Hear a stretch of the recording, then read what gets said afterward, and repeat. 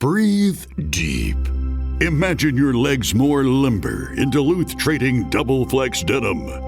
Envision euphorically squatting for that can of suds, bending for your toolbox in a state of bliss, lunging for your laser level on a whole new level. Relax and allow the flex to fill you with ability. Find your inner flex in Double Flex Denim only at Duluth Trading.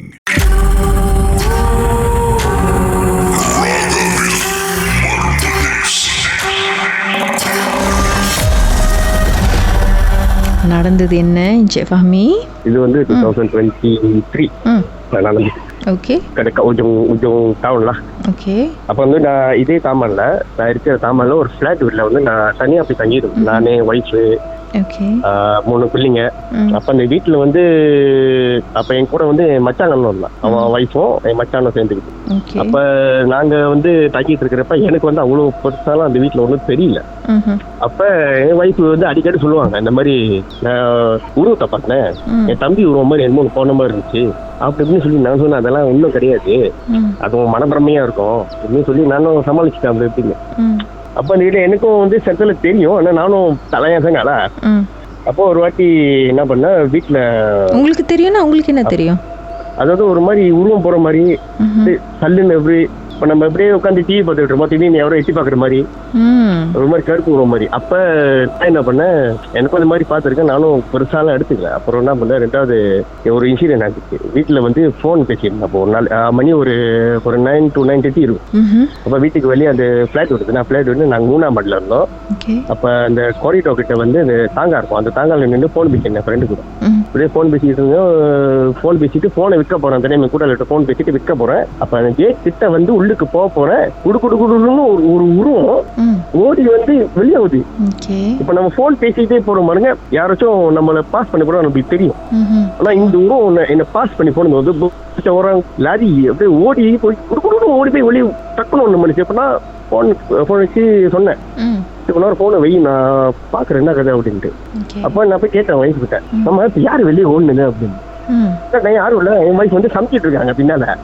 இந்த உருவம் வந்து உங்க வீட்டுல இருந்து உள்ளே இருந்து வெளியே ஓடுது, வீட்டுக்குள்ள இருந்து வீட்டுக்கு வந்து வெளியே குடுக்கணும் ஓடுது. எனக்கு அப்படி லைஃபா நான் பார்த்தேன், ஏன்னா என்னடா அது யாரும் ஓடுறா அப்படின்னு.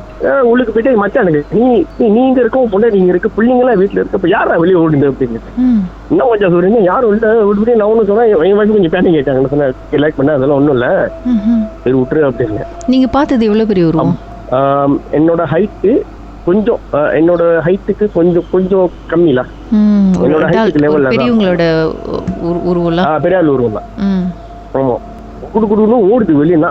அப்போ நான் என்ன பண்ணேன், வயசு கிட்ட சொன்னேன், இது இன்னும் சரியில்லை, பரவாயில்ல, இப்போ இருக்க சூழ்நிலைக்கு இப்போதைக்கு ஒன்றும் பண்ண முடியாது, கொஞ்சம் ரிலாக்ஸ் பண்ணேன் அப்படின்னு. அப்போ அதான் போட்டு திருப்பி எனக்கு ஒன்று நடந்துச்சு.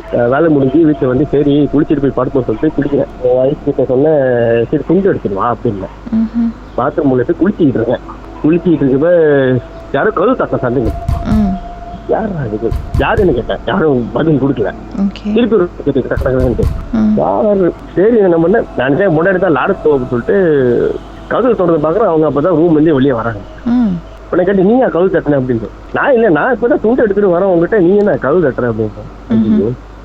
நான் என்ன பண்ணு சொல்லி விட்டாச்சு, சரிப்பட்டு வரல.